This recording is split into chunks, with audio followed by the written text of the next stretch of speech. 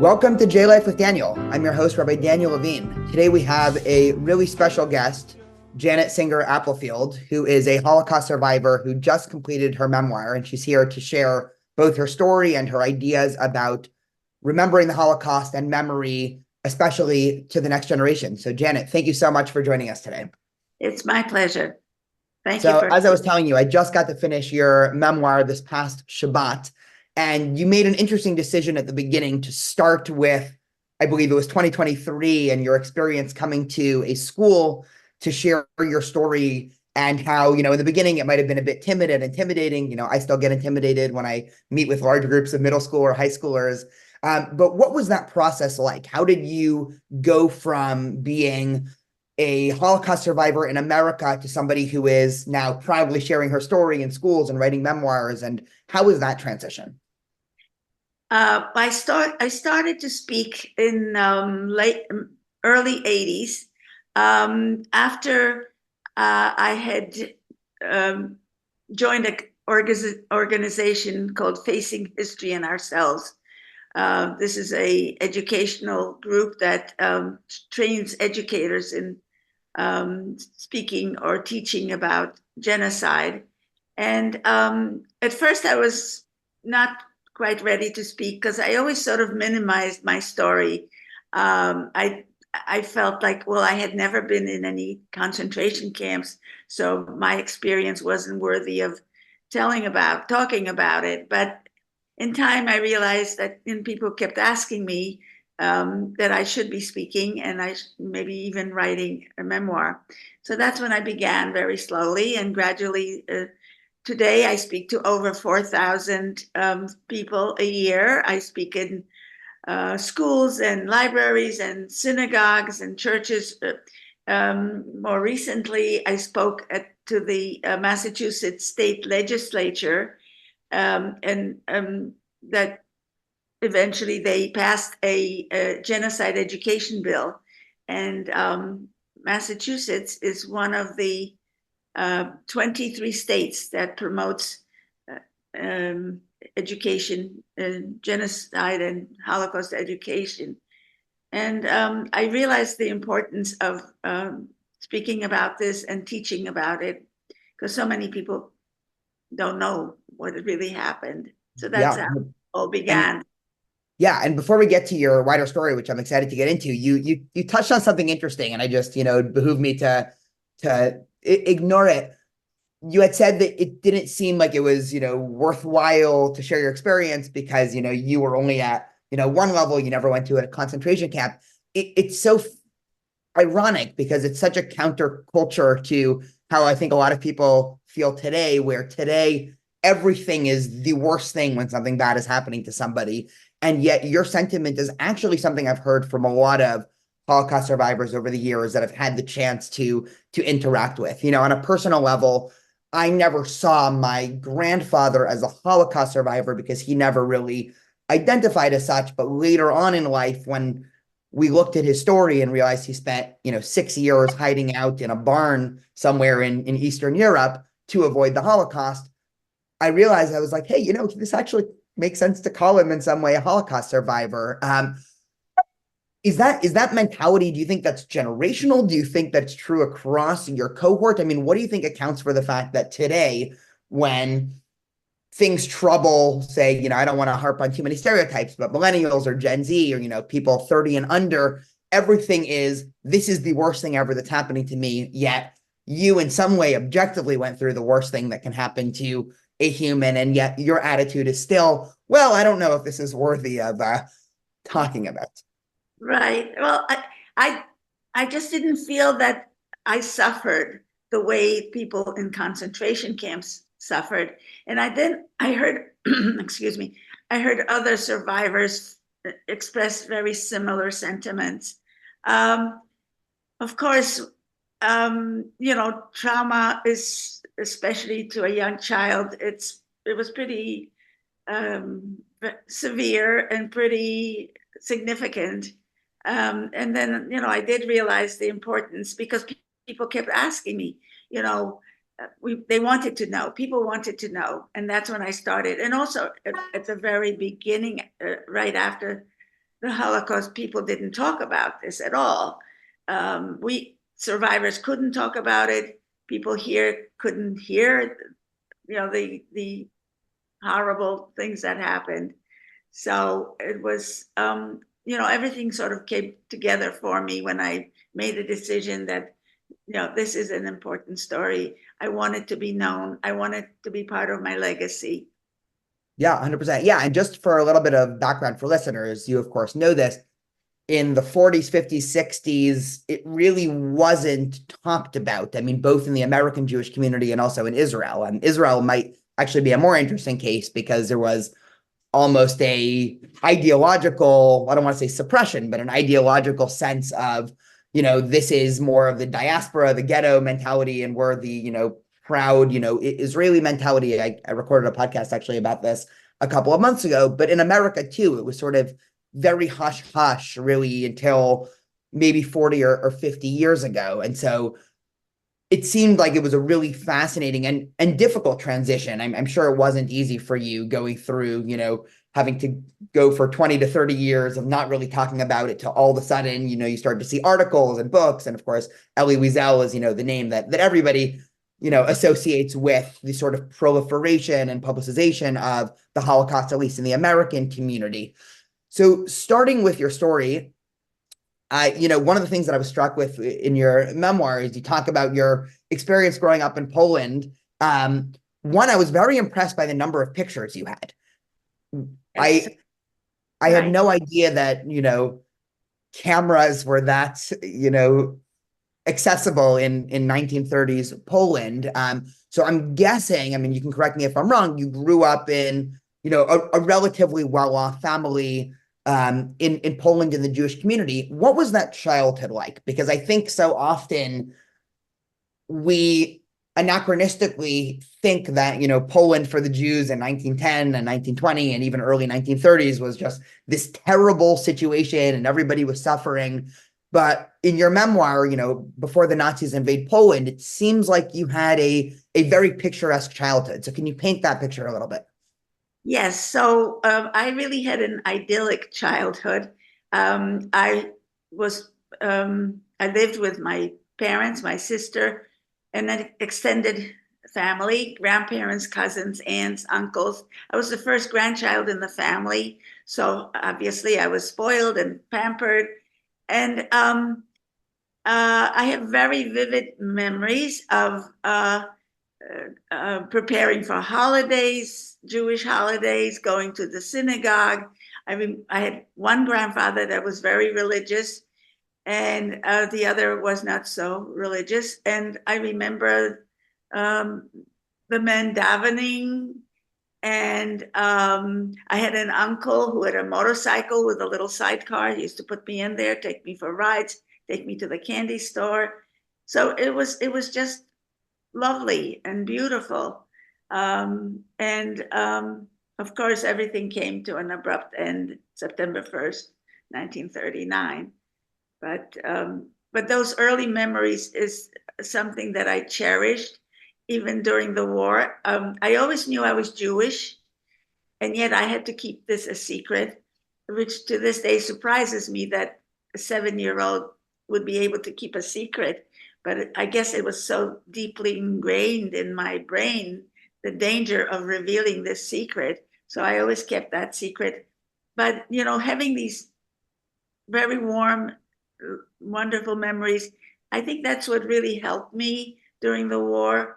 It helped me to be sort of grounded, and then even um, after the war, I had a real difficult time accepting being Jewish because I grew up hearing that it was a terrible thing to be, but it was those early memories of the traditions and the holidays and the family.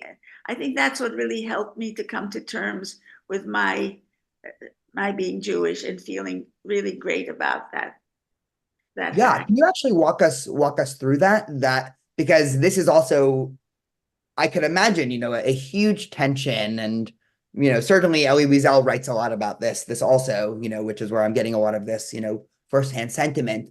this idea of Jewish identity post-Holocaust? Was it something when you came to America, was it something that you publicly identified as? Did you join a Jewish community? I mean, what was that engagement like? Um, yes, we belonged to a temple, and we, observed holidays, but I did not feel comfortable with that. And I'm not sure when I came to terms, but it was a process that I had to go through. And I realized that those early memories of the family and the traditions and all that, that helped me to come to terms. Yeah. Okay, so we're back. We're in Poland. We're in the mid to late 1930s. Before the invasion. What is life like in interaction between the Jewish and non-Jewish community? Did you have non-Jewish friends? Were you freely interacting, or was it very much insular? Right. So I think it was fairly insular in the sense that Jews had their own organizations, they had their own um, schools. Well, although my father, my uncles went to public school, public high school. I think they went to Hayter when they were young. Um, my grandfather had a large business in town, and they had very good relations with the Catholics, but it was a fairly separate society. People did things separately, um, but I think that the relations were fairly good with Poles. Yeah. And so then what happened? I mean, from your perspective, I mean, I've read too many, military and political history books, but one of the things that I think everybody is struck by is the ease at which the average Pole just sort of allowed this to happen. I mean, we could say the same thing for Germany, but Germany is a little bit of a different case because they had technically elected Hitler, and Germany, with Martin Luther and Protestantism already had that sort of wide history of anti-Semitism. The average Pole, I mean, Jews actually had a great life in Poland in, say, the 15th and 16th and 17th century. I mean, things were booming. This was sort of a golden age. And so, how does a whole society, I mean, is this just a bystander effect of everybody being too afraid to say something? Or was this really this endemic hatred of Jews that was there? I think anti-Semitism was so deeply ingrained in the Polish psyche that it didn't take very much to surface. So also, I mean, I think a little bit of it had to do with fear of retribution from the Germans. Um, it's such a complicated subject, and yet there were Poles who were, kind, and they were the ones that saved my life. And uh, you know, it's difficult to really know exactly what what went through their minds when they were turning their backs on the Jews. I know uh, one of my grandfathers escaped from our town to Krakow. He had a Polish identity, but someone recognized him and reported him to the Gestapo. He was arrested. He was tortured. They attached him to a horse-drawn cart and they dragged him. That's how he died. So it's complicated, but also after the war, anti-Semitism was really surging, and after the war, many Jews continued to hide their identity because it was so dangerous. And actually, there's one photo of my getting first communion, and that photo was taken after the war because my cousin's father, who found me, maintained his Polish identity. And so after he found me, he wanted, I was sort of a decoy, to have me get First Communion, that sort of protected him. So, they were very, very strange times, very difficult times. Yeah, of course. So going back to the story for a minute. So just for listeners' background, in 1939, in the fall, the Nazis invade Poland, and then what happened to you personally? What's So my my father takes me and my mother, my sister, to my other grandparents' home in another village. And when we arrive there, everybody's packing up their belongings and running away from the fighting, heading eastward in the direction of Russia. So my grandfather packs our things onto a horse and wagon, grabs photographs, by the way, and we end up in Lvov. Now it's called Lviv. And in the meantime, my dad and his brothers tried to join the Polish army, but of course, Poland is defeated in 1 month's time. He and his brothers joined this caravan of people that is constantly streaming out of Poland, heading to Russia. And then when he arrives, he finds us. He advertises in the newspaper looking for us, and he finds us. So we remained in Russia for over a year. and then that time in Russia, is that, I mean, I can imagine that it's chaotic. I mean, do you recall? I mean, did you go to school that year, or are you sort of just in a constant state of worry? I mean, I can't even imagine what that So anxiety must be I like. I never go to school until I come to this country. I didn't. I knew how to read and write from age 4, but anyway, so life in Russia was difficult because there was shortage of food and shortage of work, and there was an announcement made that any men who needed a job should report at the town hall. My 2 uncles went that day. My dad didn't because he didn't feel well that day.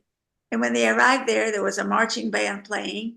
They were they were instructed to sing nationalistic songs, and then they were marched to a nearby ravine, told to undress, and they were shot into the ravine. So that evening, we waited for my uncles to come home, but obviously they did not. And the other very tragic thing that happened to our family was that my baby sister got very ill. She contracted diphtheria. And of course, there was no medical treatment. So she died, and she was just 18 months old. And life was very difficult. I mean, there was shortage of food. So I remember times when my mother and I would go to the forest to pick mushrooms for food. She would make a mushroom stew, and sometimes my father would bring home a potato or a piece of bread. Um, so that's how life was there. And then what was the sort of next iteration of the war for you? So you're in Russia, and then just give listeners a little bit of a background as to what happens next. Yes. So then there is an order that states that all these Polish nationals that crossed the border, and there were about 200,000 Poles, Jews included, obviously, that crossed the border. And all these people, in order to be allowed to stay, have to take out Russian citizenship. And at that point, the family is divided. They don't know what to do. My grandparents decide they don't want to go back. So they stay And with just my, to explain, sorry, I'm so sorry to cut you off. If you take Russian citizenship, you are basically relinquishing any hope of ever going back and recovering property. And, yeah, that's exactly what my parents thought. But the people that stayed back were put onto trains and sent off to Siberia uh, and sent for slave labor. So that's where my grandmother and grandfather and aunt and uncle went. My grandmother died there. But we returned to Poland. When we returned, at first, my father was arrested because the Nazis thought he was a communist because we came from Russia. I remember my mother cooking, and every day she and I would walk to jail, bring him his food. In time, he was released. Um, Jews were forced to live in a ghetto, wear armbands to identify themselves as Jews. Every day there were roundups of people. Some were taken to the local cemetery, made to dig their own graves, shot. They were shot into the graves. Others were put onto trains or buses, and they were sent for slave labor.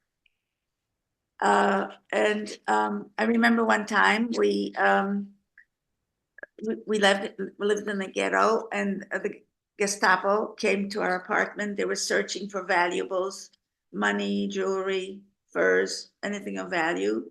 They made everybody undress and they took whatever they wanted.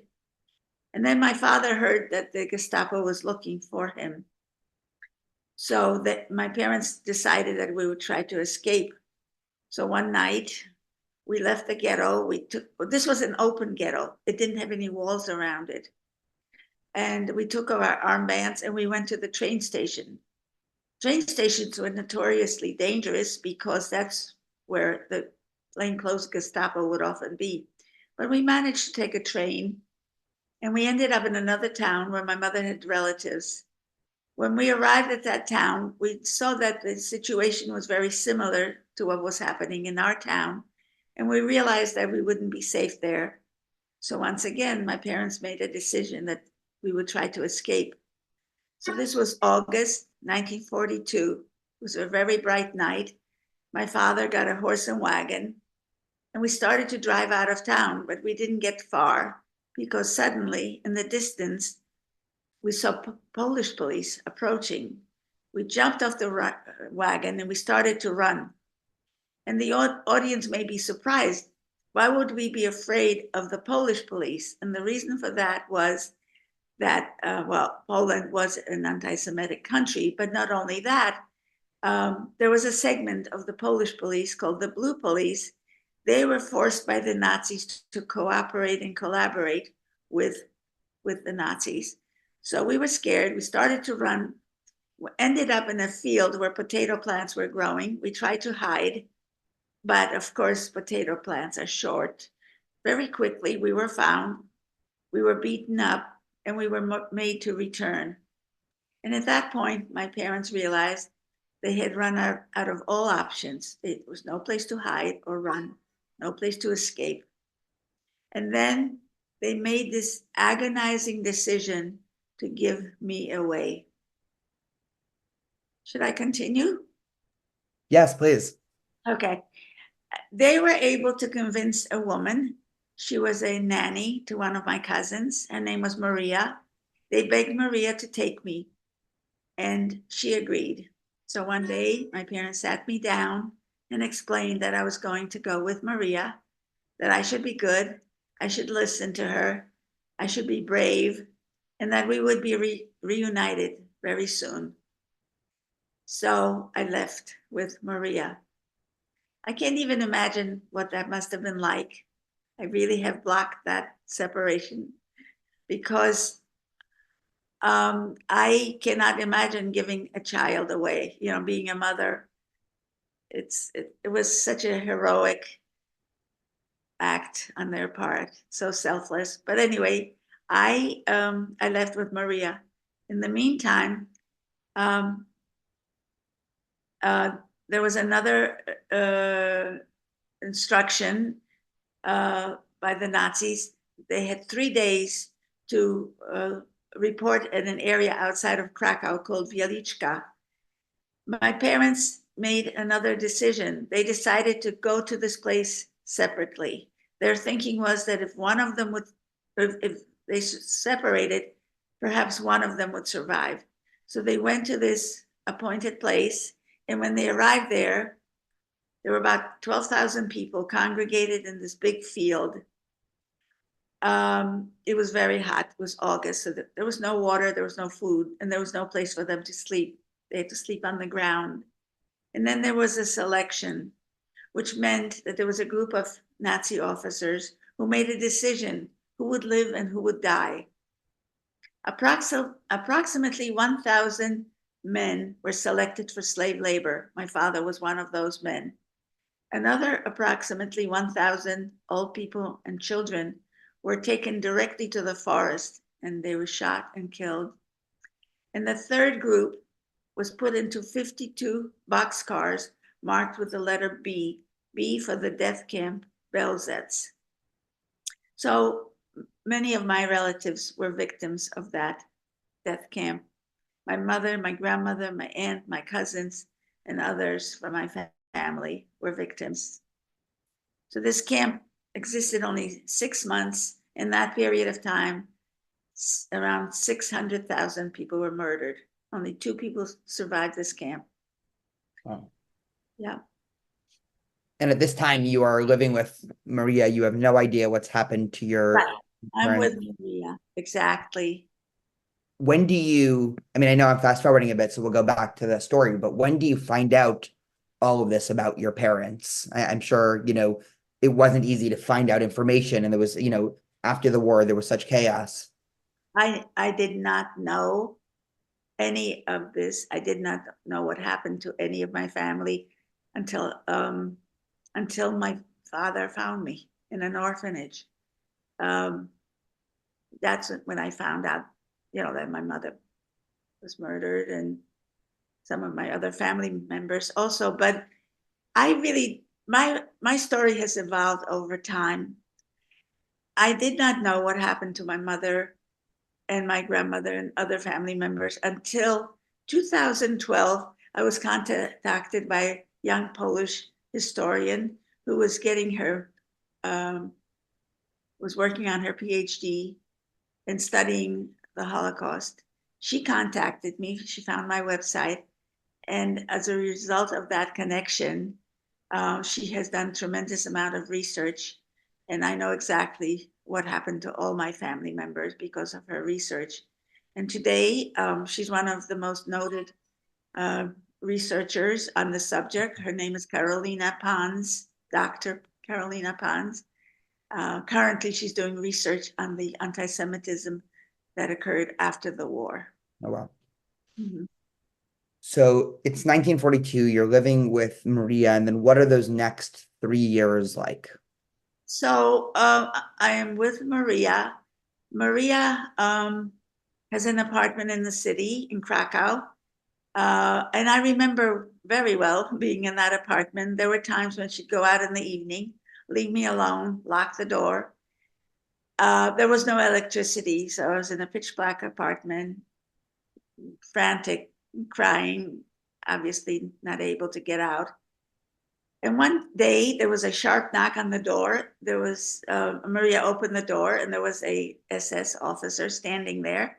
He said, "I have orders to search your apartment to see if you're hiding any Jews." He barged in. He looked under all the furniture. He turned some of the furniture over. He came up to me, held up my braid, wanted to know who I was. Maria said that I was her niece. She was taking care of me because her sister was sick. He looked at me with his chilling blue eyes, and he turned around and he left. And to this day, I remember what he looked like. He was blonde, light complexion, blue eyes. He was wearing shiny black leather boots that came up to his knees, and I could hear the clicking of his heels as he went down the steps.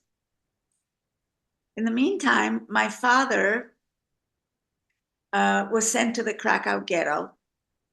Every morning, he and other prisoners were marched to a local cable factory. My father worked on an assembly line, making electrical cables. He said he kept a little photograph of me in front of him on his machine. And he said the only reason he wanted to live was knowing he gave me away and he had to find me when the war would be over. He also said that he was starving because all that he was given to eat was black bread and a little bit of coffee in the morning and maybe a little soup at night. He also said he had a German foreman who every once in a while would slip my father an extra piece of bread. Of course, my father was so grateful for that. My father knew he had to make different arrangements for me because Maria said she could not keep me.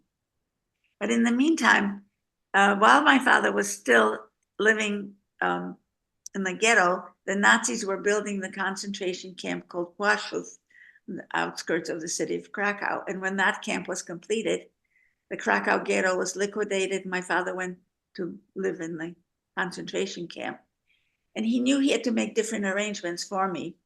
Maria said she could not keep me. She was doing something very dangerous and risking her own life.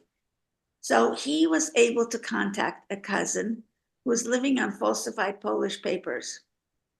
And one day, I was brought to the ghetto fence, and my care was transferred from Maria to my cousin. My cousin was young, just 19 years old, very confident, very brazen. She was able to obtain a birth certificate from a Catholic priest of a little Catholic girl who died. And I took on this little girl's identity. I became her. So my new name was Krystyna Antoszkiewicz. My nickname was Krysia. My cousin's Polish name was Halina Wałkowska. So we both had Polish identity. She was very confident, and I remember taking the trolley car in Krakow, and she would always tell me to be quiet, not to speak, not to say one word, because Polish people were forbidden to sit in front of the trolley. That was reserved for Germans. Polish people had to sit in the back because she was so confident.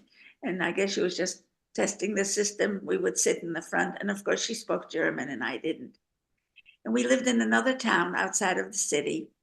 She was very mean to me. She was cruel. She used to beat me with a fireplace poker. And when I cried for my mother, she would say, "Your mother is dead. She's never coming back." And I remember the time that she beat me so severely that all my fingernails turned black and they got infected, eventually fell off. My nails fell off.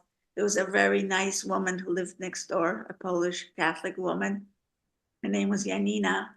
Janina was nice to me. You know, she made bandages for my fingers. She also let me play with her baby. Sometimes my cousin would make me sit outside on the front stoop all day long. She'd go out for the day. I was cold and hungry. Janina was good to me. She would sometimes give me bread to eat, and she would allow me to play with her baby. And my cousin had a boyfriend, a Polish boyfriend, who used to visit her. He lived in the same town. I think they met each other because this boyfriend had a shoe factory, and my cousin's father owned a leather factory in Krakow, and I think that's how they originally met. But one day she was going to the city to meet her boyfriend, and she took me with her. And when we arrived in Krakow, she took me into a church, and she told me to sit and wait for her while she was going to meet the boyfriend in a cafe. So I waited and waited and waited for hours, but she never returned. So finally, I walked out of the church. It was late afternoon. I noticed that the whole street was cordoned off. I crossed the street. There were little groups of people standing and talking, and I overheard them say that the Gestapo had come and they arrested everybody in that cafe. So here I was, 7 years old, walking up and down the street, crying, not knowing what to do. And suddenly, a woman came up to me, and very quickly, she put me under her cape. And she said, "What's wrong? Why are you crying?" So I explained that I was with my cousin. She was in that cafe, and now she was gone. I said, "Could you please take me to the bus? I was going to go back to my village." And she said, "No, no, you're too little." So she took me into the building, the same building where the cafe was, but to the apartment to a woman by the name of Alicia Goom. Alicia asked me, "What happened? Who are you? Where are you from?" So I had a story that I rehearsed if I was ever captured. And I said that I was a daughter of a Polish officer and that both of my parents were killed in a bombing raid, and I came from Warsaw. She accepted my story and said I could stay, but I couldn't stay in that particular apartment because for three reasons. One was there was an SS officer living in the building. Another reason was that Alicia's mother was also living in the building, and she was part of the Polish resistance. And in her apartment, she ran a hospital. She had shortwave radios and she had ammunition. And the third reason I couldn't stay there was that when the Gestapo made an arrest, they always returned for the second time. So that early evening, the oldest son, Staszek, took me, and we walked for several miles, and we came to a farm that was owned and operated by the Catholic Church. And Alicia's brother-in-law was the administrator of that farm. So I remained on the farm. And I remember one time we slaughtered a pig, but Polish people were forbidden to kill animals for their own consumption. That was strictly reserved for Germans. But they had just slaughtered a pig, and the kitchen was a mess. They were cutting up the carcass, and suddenly there was a knock on the door. A neighbor came to tell us that the police, the Polish police, was on the way. It was not unusual for them to drop by to pick up cheese, butter, eggs, whatever they needed. So we very quickly, they cleaned everything up and we waited. And when they came, I was really scared because I was always afraid of any uniform. No matter what the uniform was, I was scared. I don't know what made me do this, but I said, give them vodka. So they pulled out the vodka they were serving. And then I started to sing and dance. So they were drinking and they were amused by me and laughing, and they finally left. And my dad told of a situation that he found himself in concentration camp. In the middle of the night, he had to use the bathroom outdoors. He found a cigarette stub and he was smoking. A guard saw him and shot him in the face. The bullet lodged under my father's cheekbone and just stopped right there. Of course, my father couldn't get any medical treatment, so that bullet had to remain. And when the Nazis realized that they were losing, they wanted to destroy any evidence. So they burned this camp down to the ground. Today there's a monument and a museum there. And the remaining prisoners, well, before that happened, my father's job was to dig up the thousands of bodies that were buried all around this camp. So my father had to pull up the bodies, put them in a big mountain, and burn the bodies. He said it took him years to rid himself of the smell of the burning bones and flesh. So, but when that job was completed, the camp was burned down to the ground. My father ended up in 3 different concentration camps. And I remember when the war was coming to an end, because we were being liberated by the Russians and they were fighting all around the farm where I was. And finally it was decided that it was too dangerous to remain on the farm. So we moved out of from the farm and we went to live in Krakow. And I remember there were times when in the middle of the night we would hear a siren alerting us that it was going to be a bombing. Very quickly we had to put on our coats, light a candle, and everybody in the apartment building walked down the steps to a cellar, big cellar with dirt floor and wooden benches. We just sat around and we waited till another siren told us that we were safe to go back upstairs. So so we were liberated by the Russians. And when the war ended, my cousin's father found me. He didn't keep me very long. He turned me over to the refugee center in Krakow. So that's where I was with 70 children like myself. I was 10 years old when the war ended. And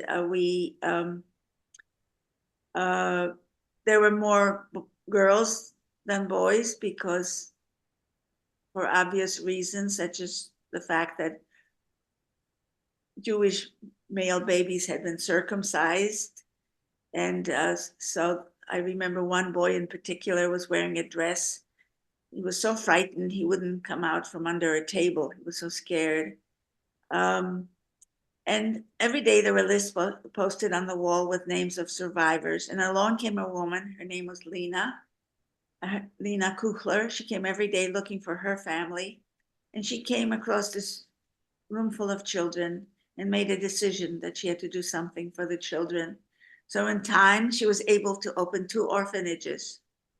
I remember the night we left for the orphanage. We had to leave in the middle of the night because there were men picketing in front of the refugee centers, carrying hateful slogans saying that we all should have been murdered.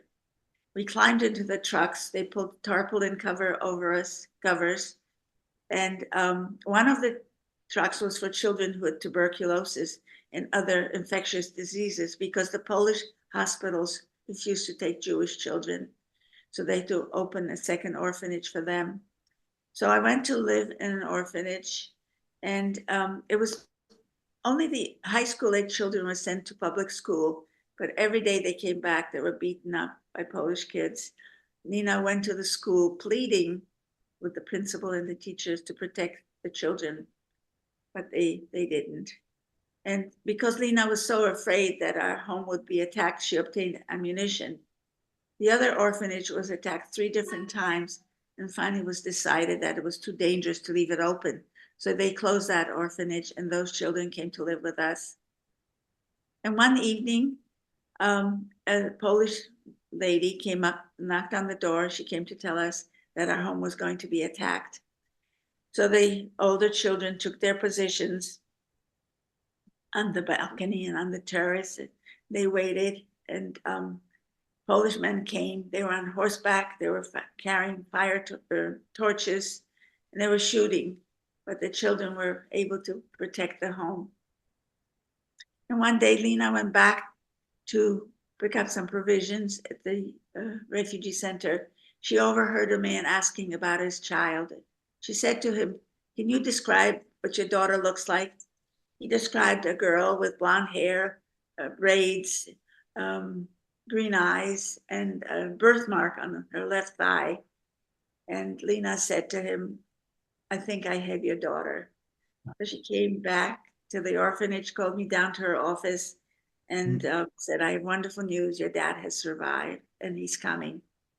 And I always remember the reunion with my dad, because when I first saw him, I was so scared of him. I hadn't seen him for about 3.5 years. He looked like a skeleton. He was hugging, kissing me, telling me he was going to take me.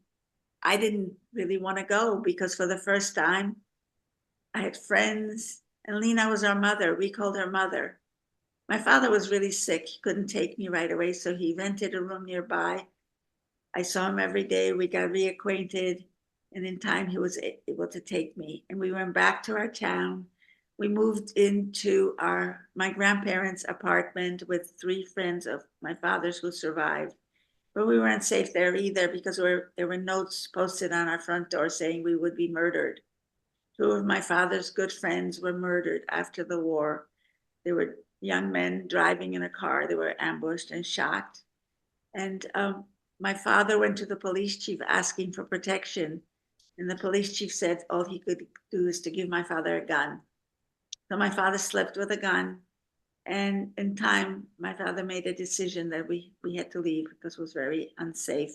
We moved back to Krakow. And by that time, my grandfather and my aunt and uncle returned from Siberia. We moved in with them.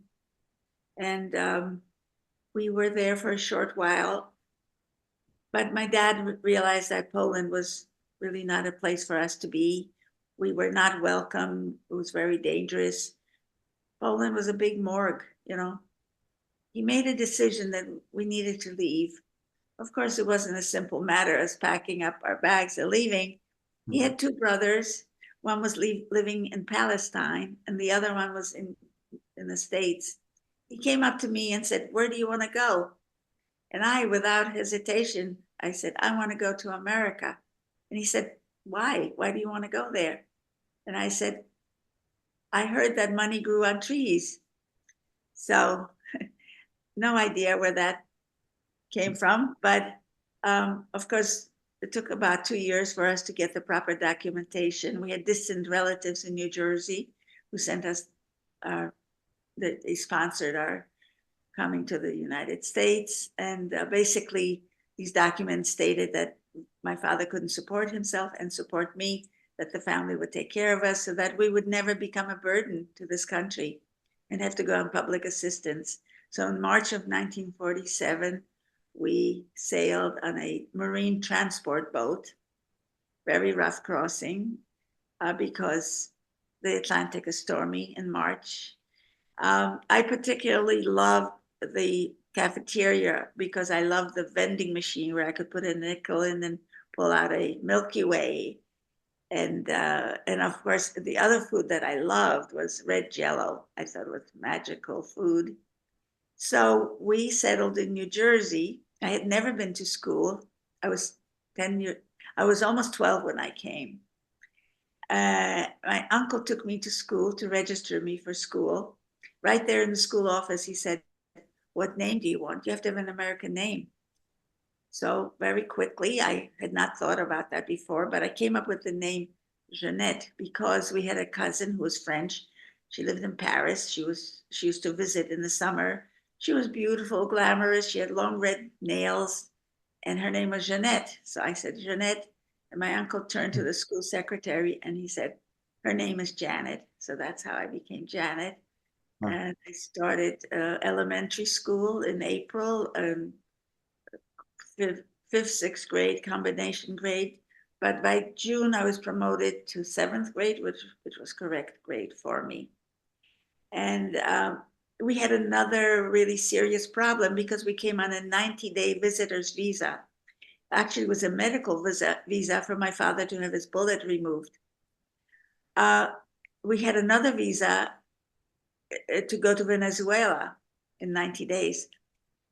The only way we could remain in this country is if my father married an American citizen. So the family looked around and they found him a wife. So in that very short period of time, I had a new stepmother, new name, new appearance because they cut my hair, new friends, new language. Everything was new. And so, life certainly changed dramatically once we were here. Wow, there are so many questions and thoughts. First of all, that's an incredible story. Did your father and stepmother stay together? Yes, they did stay together until my father's death in 1978. They were married 32 years. And so,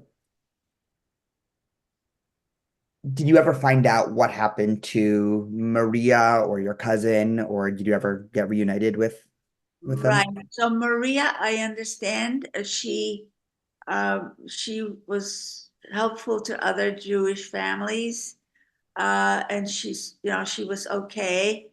Actually, the family that it was my grandfather's sister that she saved, and when the war ended, they helped her, they supported her, and I don't know what happened to my cousin after she was arrested.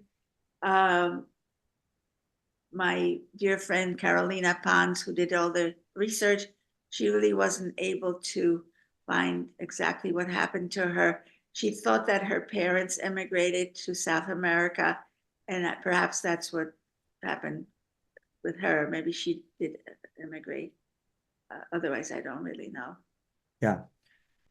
In thinking about just your legacy and the legacy of, so many Holocaust survivors and the many more that didn't survive, for the next generation, what are the salient points? What do you hope to impart in terms of people listening, in terms of one, how people can think about this, something that's just so far out of our imagination, and two, I often feel like people are stuck for both words and also actions. There's a sense of, what can we do in just the wider sense? And it always feels like nothing that one can do is enough. So I'm curious just to end off for the last question of, what do you hope to impart and what would you say to somebody saying, what should I do? How should I think about this moving forward? I think genocide education is vital. I think knowledge is so important. I think people need to understand history. Of course, we always say never again, and sadly, it's happening today. Um, so I think it's so important to know the history, know this what happened, and and I know people feel so powerless and not know what to do and how to help. I think the importance of being kind, as simple as kindness, because kindness has a ripple effect. And when we think about like what can we do? We can't change, laws per se, but we can help to maybe change another person's views by being caring and loving and kind, and try to become active, try to maybe join organizations that are doing the right things that you are passionate about. Maybe write letters to your Congress people, and any way you feel like you're contributing will be helpful. In terms of younger people, students, befriending a student that is new in school, or someone who's being teased or bullied, or don't participate in laughing at ethnic jokes. Just even things that seem very trivial are important, to stand up to any kind of injustice and to be an upstander, not a bystander. Well, Janet Singer Applefield, thank you so much for sharing your story. Thank